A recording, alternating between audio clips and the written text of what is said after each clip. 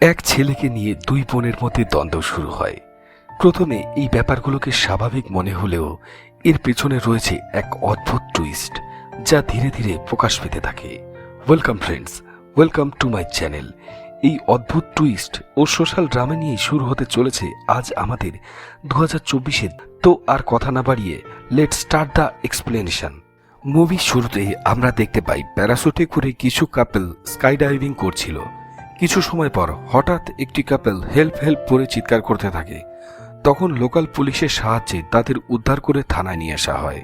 থানার lady police officer মেয়েটিকে এক গ্লাস জল খেতে দেয় ও জিজ্ঞাসা করে, কি হয়েছিল সোনিয়া? মেয়েটি তখন বলে, ধ্রুব আমাকে মেরে ফেলতে চেয়েছিল। মেয়েটির কথা শুনে লকআপ বন্দি ছেলেটি বলে, সব মিথ্যে কথা বলছে। লেডি পুলিশ অফিসার তখন ছেলেটিকে চুপ করে থাকতে বলে। এরপর আমাদের 3 মাস আগে ঘটে যাওয়া ঘটনা দেখানো হয়। সময়টা তখন শীতকাল।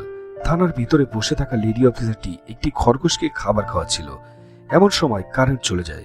লেডি অফিসার একজন কনস্টেবলকে সাথে নিয়ে বাইরে বিদ্যুতের ফিউজ লাগাতে যায়। তখন আরেকজন কনস্টেবল এসে লেডি অফিসারকে বলে, বড়বাবু আপনাকে ডাকছেন। বড়বাবু লেডি অফিসারটিকে দেখে বলে, বিদ্যাজ্যোতি, খুব সুন্দর তোমার নাম। লেডি অফিসারটি বলে, আর কোথায় সুন্দর নাম স্যার, বিগত 3 বছর ধরে এই ধর্মপুরে পড়ে রয়েছি, কোনো প্রমোশনই পাচ্ছি না। তখন বড়বাবু বলে, তুমি এত নিয়ম ফলো করে কাজ করো তাই তোমাকে কেউই ফলো করে না। এরপর তিনি বলেন, কালকে থেকে পেট্রোলিং এর ডিউটি করবে। এখান থেকে আমরা জানতে পারি লেডি অফিসারটির নাম বিদ্যাজ্যোতি। বিদ্যাজ্যোতি বড়বাবুর ঘর থেকে বাইরে এসে দেখে থানায় কল করে একজন কমপ্লেন জানাচ্ছে, কিন্তু কনস্টেবলটি সেই কমপ্লেন ঠিকমতো গুরুত্ব দিয়ে শুনছিল না। তখন বিদ্যাজ্যোতি সেই কলটি নিজে নেয় ও কথা বলে সেখানে গিয়ে উপস্থিত হয়। কমপ্লেনেন্ট বাড়িতে গিয়ে তিনি দরজা নক করে। ভেতর থেকে 2 জন মহিলা আসে। বিদ্যাজ্যোতি বলে, এই বাড়ি থেকে থানায় কমপ্লেন জানানো হয়েছে, এখানে নাকি মারামারি হচ্ছে। 2 জন মহিলার মধ্যে একজন বলে, না, এখানে কোনো মারামারি হয়নি। বিদ্যাজ্যোতি তাদেরকে দেখে একজনের দিকে তাকিয়ে বলে, তোমার কপালে ওটা কিসের দাগ? মেয়েটি বলে, রান্নাঘরে আমি পড়ে গেছিলাম, তাই লেগেছে। এই বলে মেয়েটি বিদ্যাজ্যোতির মুখের উপর দরজা বন্ধ করে দেয়। পরদিন সকালবেলা এক কনস্টেবলকে সাথে নিয়ে বিদ্যাজ্যোতি ডিউটির জন্য বেরোচ্ছিল। যাওয়ার পথে রাস্তায় হঠাৎ গন্ডগোলের আওয়াজ পেয়ে তারা সেখানে দাঁড়িয়ে যায় এবং সেখানে দেখা যায় একজোড়া কাপল স্কাই ডাইভিং এর কিছু সমস্যার জন্য নিজেদের মধ্যে ঝামেলা বাঁধিয়েছে। ঠিক তখনই বাইকে করে একটি ছেলের আগমন ঘটে। সে এই পুরো ব্যাপারটি সামলে নেয়। তখন কনস্টেবলটি বলে, এই পুরো স্কাই ডাইভিং এর বিজনেস এই ধ্রুব নামে এই ছেলেটির। সাথে কনস্টেবল এও বলে, কাল রাতে যে ফোন কল এসেছিল সেটি এই ছেলেটির বাড়ি থেকে এসেছিল। এর স্ত্রী পাশের স্কুলে বাচ্চাদের নাচ শেখায়। কনস্টেবলের এই কথাগুলো শুনে বিদ্যাজ্যোতি সেই নাচের স্কুলে যায় ও ধ্রুবের স্ত্রীকে দেখে পেছন থেকে ফলো করতে থাকে। এরপর মেয়েটি একটি দোকানের মধ্যে ঢুকে যায়। বিদ্যাজ্যোতিও তার পেছন পেছন সেই দোকানের মধ্যে ঢুকে যায়। পেছন থেকে হঠাৎ করে সেই মেয়েটি বলে ওঠে, আপনার কি কিছু দরকার? বিদ্যাজ্যোতি তার দিকে তাকিয়ে দেখে সেই মেয়েটি আবার তার পাশ থেকে চলে এসছে, হুবহু একই রকম দেখতে। এবার বলে, আপনি এখানেও চলে এসছেন? বিদ্যাজ্যোতি তখন তাদের 2 জনের দিকে তাকায় ও হতভম্ব হয়ে দোকান থেকে বেরিয়ে আসে। পেছন থেকে একজন মহিলা বিদ্যাজ্যোতির কাঁধে হঠাৎই হাত রাখে এবং বলেন, কাল রাতে আমি ফোন করেছিলাম। তিনি আরো বলেন, সোনিয়াকে বাঁচান, ও কোনোদিন তার স্বামীর বিরুদ্ধে মুখ খুলবে না। তখন বিদ্যাজ্যোতি বলে, এত প্রতিব্রতা হলে আমি কিছু করতে পারবো না। ওই মহিলাটি তখন বলে, সোনিয়া ও সেলি হলো যমজ বোন। ওদের 5 বছর বয়সের সময় আমি তাদের বাড়িতে আসি সোনিয়া ও সেলিকে দেখাশোনা করার জন্য। ওদের 8 বছর বয়সের সময় ওদের মায়ের মৃত্যু হয়। মায়ের মৃত্যুতে সোনিয়া বেশি ইমোশনাল হয়ে পড়ে এবং তার কিছু শারীরিক অসুস্থতা দেখা যায়। এই সময় তার মায়ের জিনিসপত্র নিয়ে 2 বোনের মধ্যে প্রায় লড়াই বাধত।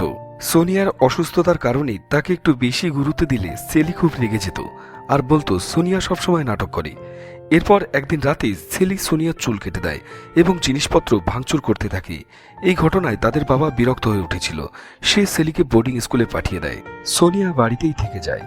এরপর একদিন মদ খেতে খেতে হঠাৎই তাদের বাবা হার্ট অ্যাটাক করে মারা যায়। এরপর কাজের মাসিকে সোনিয়া মা বলে ডাকতে শুরু করে। পাশাপাশি স্কুলের ছুটিতে সেলি বাড়ি আসা বন্ধ করে দেয়। বদলে আসতে থাকে তার অসংখ্য ট্রফি। বাড়িতে সোনিয়া সেগুলো দাঁড়িয়ে দাঁড়িয়ে দেখত। এইভাবে তারা আস্তে আস্তে বড় হতে থাকে। সোনিয়া বেশি চেঁচামেচি হই হুল্লোড় হই হট্টগোল পছন্দ করত না। তাছাড়া সে উঁচু জায়গা থেকেও ভয় পেত, তার বোধহয় কোনো ফোবিয়া ছিল।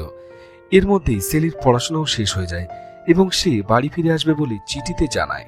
এর মাঝে সেলি বাড়ি আসার কিছুদিন আগের একটা ঘটনা আমাদের দেখানো হয়। সোনিয়া ভিউ পয়েন্টে নিজের ফোন থেকে একা একা সেলফি তুলছিল। হঠাৎ করে একটি হ্যান্ডসাম ছেলে এসে বলে, ক্যান আই হেল্প ইউ? এই বলে সে তার কিছু ছবি তুলে দেয়। ছবিগুলো এমনভাবে তোলা হয়েছিল যেন সোনিয়া মেঘ ছুঁয়ে আছে। ছবিগুলো দেখে সোনিয়া খুব খুশি হয়। তা দেখে হ্যান্ডসাম ছেলেটি বলে, তুমি সত্যি মেঘ ছুঁতে চাও? এখানে যে হ্যান্ডসাম ছেলেটির কথা বলা হচ্ছে সে হলো ধ্রুব। ধ্রুবের রয়েছে স্কাই ড্রাইভিং ও ট্যুরিস্টের বড় ব্যবসা। তো ধ্রুব সোনিয়াকে স্কাই ড্রাইভিং এর জন্য অফার করলে পারে। সোনিয়া মনে মনে ভয় লাগলেও এত হ্যান্ডসাম একটি ছেলের প্রস্তাব ফিরিয়ে না দিয়ে ধ্রুবের সাথে হাওয়ায় ওড়ায় সে রাজি হয়ে যায়। কিন্তু সোনিয়া যেহেতু উঁচুতে ভয় পায় তাই সে চিৎকার করে ওঠে।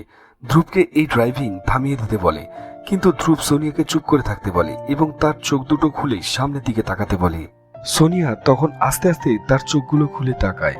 খালি আকাশে সাদা সাদা মেঘ পুঞ্জীভূত অবস্থায় দেখে সে এক দৃষ্টে তাকিয়ে থাকে। ছোটবেলার তার মায়ের স্মৃতির কথা তার মনে পড়ে যায়।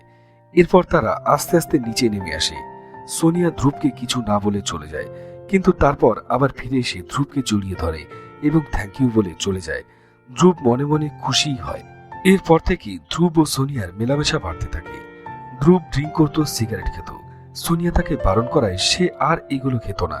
এইভাবে দুজন দুজনের প্রতি ভালো লাগা তৈরি হতে থাকে। একদিন সোনিয়া ধ্রুবকে তার কাকা ও মায়ের সাথে দেখা করতে নিয়ে আসে। ঠিক সেই দিনই পড়াশোনা শেষ করে সেলি বাড়িতে আসে। সেলির হাঁটা চলা, কথাবার্তা ধ্রুবের খুব ভালো লাগে। আলাপের পর তারা একে অপরের সাথে ফ্লার্ট করা আরম্ভ করে দেয়। ধ্রুব সেলিকে স্কাই ড্রাইভিং এর জন্য অফার করে। পরদিন সকালে সোনিয়া তার ঘরের জানলা দিয়ে ধ্রুব ও সেলিকে দেখতে পায়, যেখানে সেলি স্কাই ডাইভিং করে নামছে। ধ্রুব তার ফ্লাইং স্যুট খুলে দিচ্ছিল। এই দেখে সোনিয়ার খুব খারাপ লাগে। এরপর তারা তিনজন মিলে একটি রেস্টুরেন্টে যায় ডিনার করতে। সেখানে সোনিয়া ও ধ্রুব পাশাপাশি চেয়ারে বসেছিল। সেলি বসেছিল ধ্রুবের একদম সামনে। হঠাৎ করে ধ্রুব একটু কেসে ওঠে। পাশ থেকে সোনিয়া বলে, তুমি ঠিক আছো তো? এই কথা শুনে সেলিও বলে, হ্যাঁ, তুমি ঠিক আছো তো? তাদের চোখের ভাবভঙ্গি দেখে সোনিয়ার সন্দেহ হয়। ও টেবিলের নিচে সে চোখ রাখে।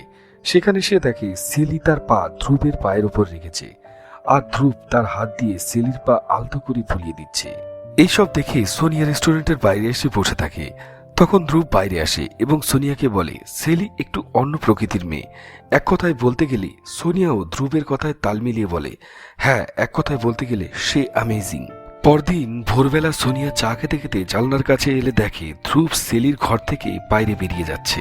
এরপর সেলি ও ধ্রুবের মেলামেশা বাড়তে থাকে এবং তাদের সম্পর্কটাও ধীরে ধীরে গাঢ় হতে থাকে। সেলি একদিন ধ্রুবকে এক কাপ চা দিয়ে চলে যায়। চাটা মুখে নিয়ে ধ্রুব হতাশ হয়ে পড়ে। পাশ থেকে সোনিয়া সঙ্গে সঙ্গে দুটি সুগার ব্যাগ এনে ধ্রুবকে দেয়। ধ্রুব সোনিয়াকে থ্যাংক ইউ বলে। সাথে সাথে পরের দিন রাতে ডিনারের জন্য সোনিয়াকে আসতে বলে। পরের রাতে ধ্রুব মিনিস্টারের সাথে একটি প্রজেক্ট নিয়ে আলোচনা করছিল তার বাড়িতে। তখন ঘরের ভেতর সেলি ও তার কিছু বন্ধু বান্ধব ড্রিঙ্ক করছিল এবং জোরে গান চালিয়ে নাচছিল। ঘরের ভেতর থেকে সেলি ধ্রুবকেও তাদের পার্টিতে জয়েন করতে আসতে বলে। নাচ ও গানের এত আওয়াজ ছিল যে মিনিস্টার কোনো কথা না বলে চুপ করে বসেছিল। ধ্রুব তা দেখে ভিতরে এসে সেলিকে চুপ করতে বলে, কিন্তু সেলি এতটাই ড্রিঙ্ক করেছিল যে সে সোফার উপরই শুয়ে পড়ে। এরপর মিনিস্টারও চলে যায় কোনো আলোচনা না করে। ঠিক তখনই সোনিয়ার মা একটি প্লেটে দুটো গ্লাস হাতে নিয়ে যাচ্ছিল। ধ্রুব প্লেট থেকে একটি গ্লাস নিতে গেলে সোনিয়ার মা বলে, বাঁচতে ভুল করছো না তো? কথাটা ডবল মিনিং হলেও পরক্ষণেই কথা ঘুরিয়ে এসে বলে, আমি তো গ্লাসের কথা বলছিলাম। ধ্রুব তখন সেলির দিকে তাকিয়ে দেখে সে প্রচুর ড্রিঙ্ক করে সোফার উপর পড়ে আছে টালমাটাল হয়ে। অন্যদিকে সোনিয়া পার্টির পর সমস্ত জিনিসপত্রগুলো গুছিয়ে রাখছে। রাত্রে ধ্রুব বাথটবে শাওয়ার নিচ্ছিল। এমন সময় ধ্রুবের বাবা ফোন করে তাকে অনেক বকাবকি করে বলে, মিনিস্টার তাদের সঙ্গে আর কোনো বিজনেস করবে না, তাই এইসব পার্টি, নাচ, গান, ড্রিঙ্ক বন্ধ করে একটি ঘরোয়া মেয়েকে বিয়ে করে ধ্রুবকে সেটেল হওয়ার জন্য পরামর্শ দেয়। পরদিন সকালে ধ্রুব তার স্যুট পরে স্কাই ডাইভিং এ যাওয়ার জন্য রেডি হচ্ছিল। এমন সময় সোনিয়া এসে বলে সে সেলিকে অনেক ডেকেছে, কিন্তু ঘুম থেকে এখনো ওঠেনি। ধ্রুব তখন সোনিয়াকে তার সাথে ডাইভিং এ যাওয়ার জন্য বলে। সোনিয়া এতে রাজিও হয়ে যায়। ড্রাইভিং করতে করতে ধ্রুব সোনিয়াকে বলে, ম্যারি মি। এতে সোনিয়া রাজি হয়ে যায়। এরপর সোনিয়া ও ধ্রুবের বিয়ে হয়। আর সেই রাতেই সেলি প্রচুর পরিমাণ ড্রিঙ্ক করে এবং উন্মাদের মতো নাচতে থাকে। কিন্তু রিসেপশন পার্টিতে সোনিয়ার মতো একই পোশাক পরে এসে সেলি সবাইকে অবাক করে দেয়। বাসরাতের দিন ধ্রুবের বন্ধুবান্ধব ধ্রুবকে রুমে পাঠিয়ে বাইরে চলে আসে এবং এসে দেখে সোনিয়া বাইরে রয়েছে, তার মায়ের সাথে তখনও কথা বলছে। তখন তারা বলে যে ঘরের ভেতর তাহলে কে আছে। তাদের এই কথা শুনে সোনিয়া ঘরের সামনে আসে এবং দরজা বন্ধ দেখে দরজা ধাক্কাতে ধাক্কাতে ধ্রুব বলে জোরে জোরে চিৎকার করে ডাকতে থাকে। কিছু সময় পর সেলি সেই রুমের বাইরে আসে এবং সোনিয়াকে বলে, ধ্রুবকে তুই বিয়ে করেছিস ঠিকই, কিন্তু ধ্রুবকে আটকাতে পারবি তো? এই বলে সেলি সেখান থেকে চলে যায়। এরপর আমরা দেখতে পাই সোনিয়া সেই পালিত মা বিদ্যাজ্যোতিকে বলে সোনিয়া ধ্রুবকে ভালোবাসে আর এই বিয়েটা ভেঙে যাক সে কিছুতেই চায় না, তাই তার উপর যতই অত্যাচার হোক না কেন সে কিছুতেই মুখ খুলতে চায় না। বিয়ের কিছু মাস পর থেকেই ধ্রুবের ব্যবসা আর ভালোভাবে চলছিল না, তখন সে খুব রেগে যেত আর সোনিয়ার গায়ে এইভাবে ধীরে ধীরে হাত তোলা শুরু করে। এরপর বিদ্যাজ্যোতি বলে নিজের বোনেদের মধ্যে এরকম শত্রুতা তিনি আগে কখনো দেখেননি। পাশাপাশি এও বলে সোনিয়া কোনো কমপ্লেন না করলে তিনি কিছুই করতে পারবেন না। এবার আমাদের আবারও ধ্রুবের বাড়ি দেখানো হয়, যেখানে সোনিয়া রান্নাবান্না করছিল। বাড়িতে আজ মিনিস্টার আসবে।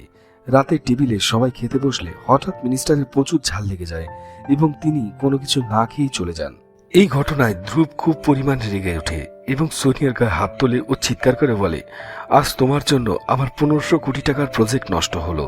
পরদিন সকালে বিদ্যাজ্যোতি রাস্তায় ডিউটি করতে বেরোলে হঠাৎ সোনিয়ার সাথে দেখা হয়। ও বলে, সবাই জানে ধ্রুব তোমাকে মারে, তুমি ওর বিরুদ্ধে কোনো অ্যাকশন কেন নিচ্ছ না? এতে সোনিয়া তখন বলে, সবাই এটা জানে না ধ্রুব আমাকে কতটা ভালোবাসে। এই বলেই সে সেখান থেকে চলে যায়।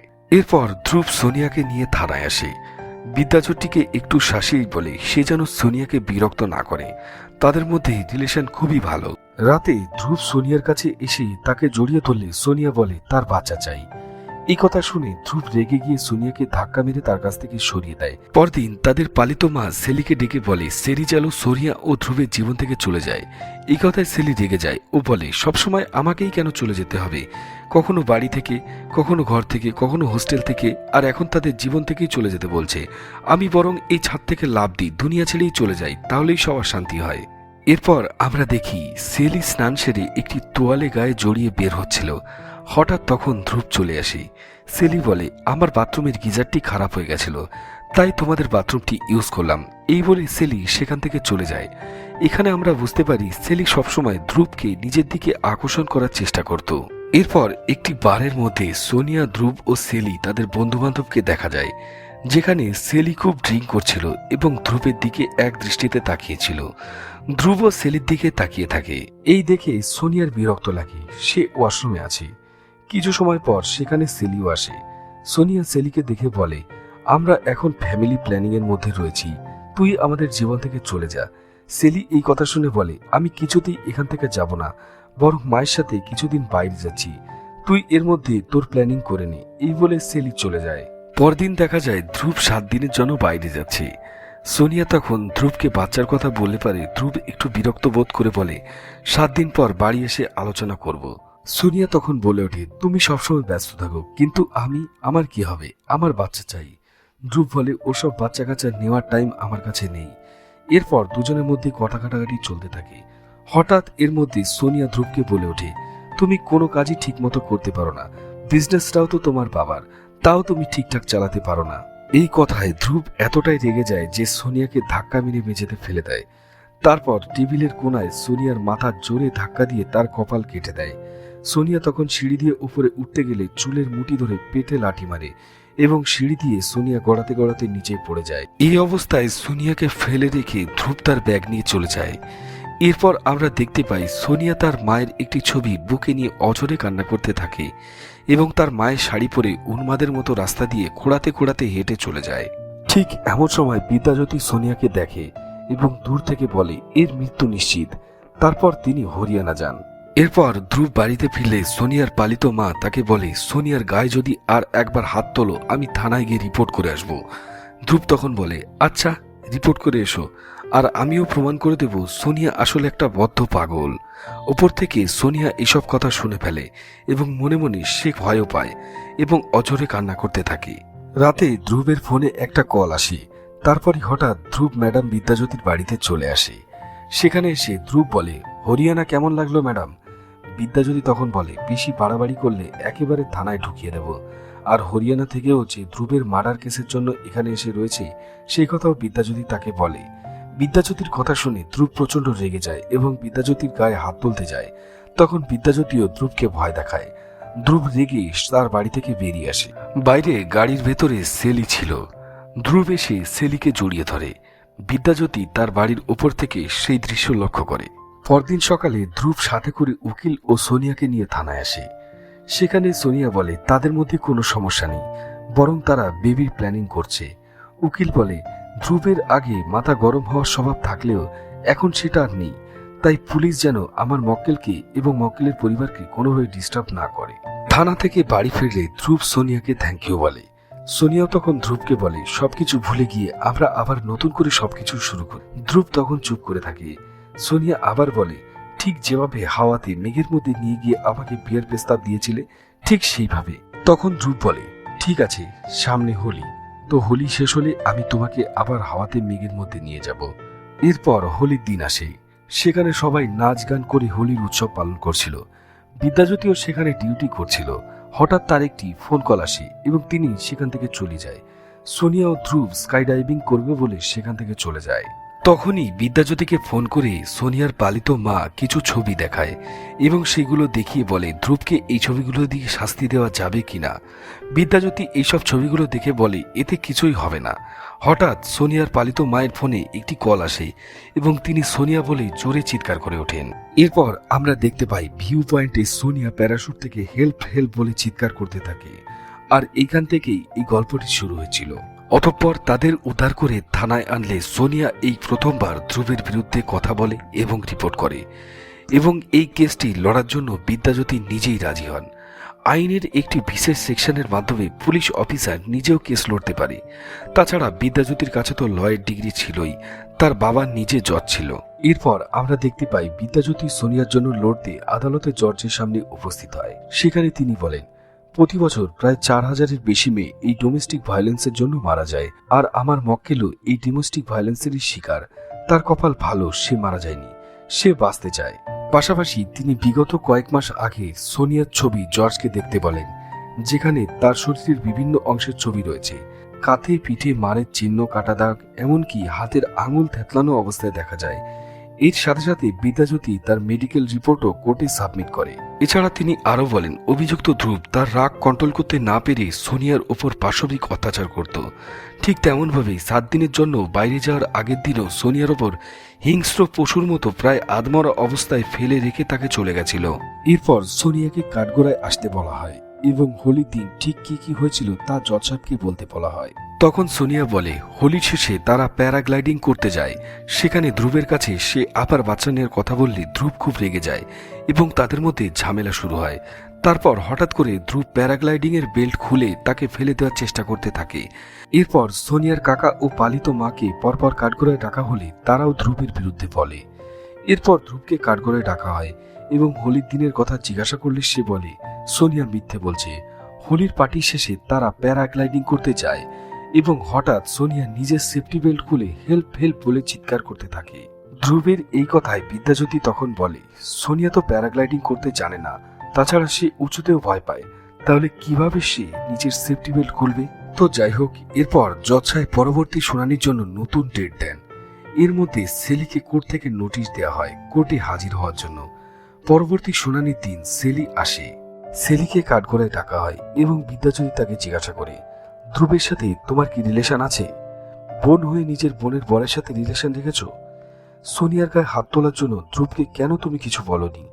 এইসব প্রশ্ন সেলিকে করা হলে সেলি জানায় সোনিয়ার বিয়ের আগে থেকে ধ্রুবের সাথে তার রিলেশন রয়েছে, আর সোনিয়া কোনোদিনই সেলিকে জানায়নি যে ধ্রুব তার গায়ে হাত তোলে, অত্যাচার করে। এরপর ঘটনার দিন উপস্থিত কিছু ছেলেমেয়েকে ডাকা হয় যারা ওই দিনের সমস্ত ঘটনাগুলো দেখেছিল এবং নিজেদের ফোনে রেকর্ড করেছিল। সেই রেকর্ডিং জজ সাহেবকেও দেখানো হয়, যার পরিপ্রেক্ষিতে সমস্ত অভিযোগ ধ্রুবের ওপর গিয়ে পড়ে। ধ্রুবের উকিল কোনো কিছুই করতে পারে না। সবশেষে মহামান্য জজ ডোমেস্টিক ভায়োলেন্স ও অ্যাটেম্পট টু মার্ডার কেসে ধ্রুব সুদকে 13 বছরের জেল হওয়ার শুনানি দেন। জজ সাহেবের এই রায়ে সকলে খুব খুশি হয়। ধ্রুবকে পুলিশ ধরে নিয়ে যায়। সেলিও চলে যায়, কিন্তু সেলি যাওয়ার সময় সোনিয়ার দিকে তাকিয়ে চোখ দিয়ে ইশারা করে কিছু একটা বলে, যেটা বিদ্যাজ্যোতি লক্ষ্য করে নেয়। থানায় বিদ্যাজ্যোতির বার্থডে পালন হচ্ছিল। থানায় কেক কেটে সকলে মিলে সেলিব্রেট করছিল। থানার সকলে চলে গেলে বিদ্যাজ্যোতি ভাবতে থাকে যে সেলি সোনিয়াকে কি ইশারা করলো, সে কি ভুল করেছে ওদের কথা বিশ্বাস করে। এইসব ভাবতে ভাবতে তিনি এক কনস্টেবলকে ডাকেন এবং হোলির দিনে সমস্ত রাস্তা ও পাহাড়ের ফুটেজ, এমনকি এই কেসের সমস্ত ডিটেলস নিয়ে আসতে বলেন। এইসবের মধ্যেই বিদ্যাজ্যোতি সেলির সাথে দেখা করতে যায় এবং সেখানে তিনি সেলিকে বলেন ধ্রুব কি সত্যি সোনিয়ার উপর অত্যাচার করত নাকি গল্পটা পুরো উল্টো। সেলি বলে, আমি সোনিয়ার উপর হওয়া অত্যাচারের কথা জানি না, তবে সোনিয়া কোনোদিনই কাউকে মারতে পারে না, তার বদলে সে নিজেকে আঘাত করবে। এইসব কথা শুনে বিদ্যাজ্যোতি মুচকি হাসেন এবং চলে যান, আর যাওয়ার আগে বলে যান আবারও দেখা হবে। রাতে সেলি তার পালিত মায়ের কাছে বলে, আমরা কি ঠিক কাজ করেছি? তিনি তখন বলে, তোর নিজের কি মনে হয়? সেলি তখন জানায়, সেদিন সোনিয়া যখন মায়ের শাড়ি পরে হাতে মায়ের ছবি নিয়ে দোকানে আসে, তখন একটি পাথর নিয়ে সে নিজের আঙুলগুলো জোরে জোরে আঘাত করছিল। এইটা দেখে সেলি তাকে বারণ করলে সোনিয়া বলে সে তার মাকে বাঁচাতে পারেনি, তার বাবা তার মাকে মেরে ফেলেছিল, আর ধ্রুবও তাকে মেরে ফেলবে, ধ্রুবের কোনো শাস্তি হবে না। এইসব শুনে সেলি সোনিয়াকে ধ্রুবকে ছেড়ে দেওয়ার কথা বলে। তখনই সোনিয়া বলে সে এখান থেকে যেতে পারবে না, কারণ তার দুটো ছোট ছোট মেয়ে আছে। এই বলে সে ব্যাগ থেকে তাদের নিজেদের ছোটবেলার ছবি বের করে সেলিকে দেখায় এবং বলে এরা সেলি ও সোনিয়া, এবং সে অঝরে কাঁদতে থাকে। সোনিয়ার এই অবস্থা দেখে সেলির খুব কষ্ট হয় এবং সে বলে ধ্রুব শাস্তি পাবে, আমরা তাকে শাস্তি দেব। এই বলে সে সোনিয়াকে জড়িয়ে ধরে। এদিকে হোলির দিনে সিসিটিভি ফুটেজ চেক করতে করতে বিদ্যাজ্যোতি ধ্রুবের গাড়ি দোকানের সামনে দেখতে পায়। ও লকআপে গিয়ে ধ্রুবকে জিজ্ঞাসা করে, হোলির স্পট থেকে পাহাড়ের রাস্তা অন্যদিকে, তাহলে তোমার গাড়ি দোকানের সামনে কি করছিল? ধ্রুব বলে সোনিয়া নিজের ইনহেলার নিতে দোকানে গিয়েছিল। তখন বিদ্যাজ্যোতি ভাবেন যে উঁচুতে উঠতে ভয় পায় আর প্যারাগ্লাইডিং করতে জানে না, সে তার ইনহেলার নিতে ভুলে যাবে কেন? এবার বিদ্যাজ্যোতির কাছে সব বিষয়টা পরিষ্কার হতে থাকে যে ইনহেলারের নাম করে দোকানে সোনিয়া আসে ঠিকই, কিন্তু যায় তার পরিবর্তে সেলি। এরপর থানায় সেলি ও সোনিয়া একসাথে বাইরে গেছিল কিনা জিজ্ঞাসা করলে এক লেডি কনস্টেবল বলে তারা কোথাও যায়নি, কিন্তু একসাথে বাথরুমে গেছিল। এরপর আর বুঝতে অসুবিধা হয় না যে তারা বাথরুমে ঢুকে আবার নিজেদের পোশাক চেঞ্জ করে নেয়। সবকিছু বুঝতে পেরে বিদ্যাজ্যোতি আবার নতুন করে এই কেসটি রিওপেন করান, কারণ সেলি, সোনিয়া এবং তার মা তাকে ধোঁকা দিয়েছে। কোর্টের দিন আবার আসে, সকলে কোর্টে উপস্থিত হন। বিদ্যাজ্যোতি কিছু বলতে যাবে তার আগে সেলি উঠে দাঁড়ায় এবং জজ সাহেবের সামনে সে কিছু বলতে চায় বলে জানায়। এরপর কাঠগড়া এসে সেলি জানায় ছোটবেলা থেকে তাদের মা তাদের দুই বোনকে খুব ভালোবাসতো, তাদের খাওয়া দাওয়া, ঘুম পাড়ানো, নাচ শেখানো সবকিছুই তাদের মাই করাতো, কিন্তু তাদের বাবা মদ খেয়ে তার মাকে গালিগালাজ করত, এমনকি মারধরও করত, কখনো লাঠি, বেল্ট, হাত পা দিয়ে সবকিছু দিয়ে। একবার তো জামা আয়রন করা স্ত্রী দিয়ে তার হাতও জ্বালিয়ে দিচ্ছিল। কিন্তু তাদের মা তাদের দু বোনকে কখনো নিজের কষ্টের কোনো কিছুই বুঝতে দিত না। আর এরকম অত্যাচার করতে করতে একদিন তাদের মাকে তার বাবা মেরেই ফেললো। বাড়িতে পুলিশ এলে সোনিয়াকে জিজ্ঞাসাবাদ করে। পেছন থেকে তাদের কাকা, এমনকি সেলি নিজেও মুখে আঙুল দিয়ে সোনিয়াকে চুপ করে থাকার জন্য ইশারা করে বলে। আর তারপর থেকে সোনিয়া মানসিকভাবে অসুস্থ হয়ে পড়ে। সেলি বলে তাদের মায়ের মৃত্যুর জন্য শুধু তার বাবা দায়ী নয়, বরং তার কাকা, এমনকি সে নিজেও দায়ী। এরকম অনেক মেয়ে আছে, আর এই নির্যাতনের বিরুদ্ধে লড়াই করার ক্ষমতা ও সাহস সবার থাকে না, কিন্তু আমার বোন সোনিয়া এই নির্যাতনের বিরুদ্ধে লড়াই করার সাহস দেখিয়েছে। সে বাঁচতে চায়। আমি নিজের জেদ আর রাগের কারণে কোনোদিনই সোনিয়ার পাশে থাকিনি, তবে এখন সোনিয়ার জন্য আমার গর্ববোধ হচ্ছে যে ও এই নির্যাতনের বিরুদ্ধে লড়তে এসেছে। তাই আমি চাই ওর এই সাহসকে যেন কোনোভাবেই ভেঙে না দেওয়া হয়। সকলে এই নির্যাতনের বিরুদ্ধে লড়াই করা উচিত। সেলি এই বলে কাঠগোড়া থেকে নেমে গিয়ে বেঞ্চে বসে পড়ে। এরপর জজ সাহেব বিদ্যাজ্যোতি যে নতুন প্রমাণ এনেছে সেগুলো পেশ করাতে বলেন। বিদ্যাজ্যোতি কিছুক্ষণ চুপ করে থাকে, তারপর বলে, আমাদের ট্রেনিং দেওয়া হয় যে সত্য প্রমাণের ভিত্তিতে কার কতটা শাস্তি হবে, কিন্তু এই সত্য প্রমাণ যখন নিজেদের মধ্যেই মিলেমিশে যায় তখন কোনটা মানা উচিত, দ্য ওয়ার্ড অফ ল না দ্য স্পিরিট অফ ল? তিনি আরো বলেন, এই কেসটি থেকে আমি যেটা শিখেছি সেটি হলো একজন নারীর উপর যখন অত্যাচার হয় তখন ব্যথাটা শুধু নারী পায় না, বরং তার পুরো পরিবার সেই ব্যথা অনুভব করে। সব থেকে বেশি কষ্ট পায় তার বাচ্চারা। এই কথা শেষে বিদ্যাজ্যোতি বলে, আমি এই কেসটি রিওপেন করার জন্য অ্যাপিল করেছিলাম, আর আমি এই কেসটি আবার বাতিল করার জন্য আপিল করছি। এরপর সেলি ও সোনিয়া পরস্পরকে জড়িয়ে ধরে। বিদ্যাজ্যোতি মনে মনে বলেন যে প্রথমবার তিনি মায়ের পাশে থাকলেন, কারণ বিদ্যাজ্যোতির বাবা ছিলেন জজ আর তিনি সবসময় আইন মতো কাজ করেছেন, আর মা ছিল উকিল। তাদের মধ্যে কখনোই বনিবনা হতো না, ঝামেলা সবসময় হতে থাকতো। তাই তার মা বাবাকে ছেড়ে যায়, কিন্তু বাবা জজ হওয়ার জন্য বিদ্যাজ্যোতি তার বাবার কাছেই থাকেন। এবং তার বাবাই তার জীবনের আইডল ছিল। নাইট ডিউটি করছে বিদ্যাজ্যোতি। এমন সময় একটি বাড়ি থেকে চিৎকার চেঁচামেচির আওয়াজ আসলে বিদ্যাজ্যোতি সেখানে চলে যায় এবং দরজা খুলতে বলেন। বিদ্যাজ্যোতি তাদেরকে জিজ্ঞাসা করেন কিসের এত চিৎকার হচ্ছে। বয়স্ক মহিলাটি বলে ওসব কিছু না, এই ঘরে এগুলো সামান্য ব্যাপার, আপনি চলে যান, এগুলো কোনো ঘরোয়া ব্যাপার না, এসব হলো ক্রিমিনাল ব্যাপার। এই বলে বিদ্যাজ্যোতি তার ঘরের মধ্যে ঢুকে যান। আর এইখানে এই মুভিটি শেষ হয়। তো ভিডিওটি কেমন লাগলো কমেন্টে জানিও, ভালো লাগলে একটি লাইক করে দিও। এরকম আরো ভিডিও পাওয়ার জন্য চ্যানেলটিকে সাবস্ক্রাইব করে বেল আইকনটি প্রেস করে রাখো। Thank you all, thank you guys.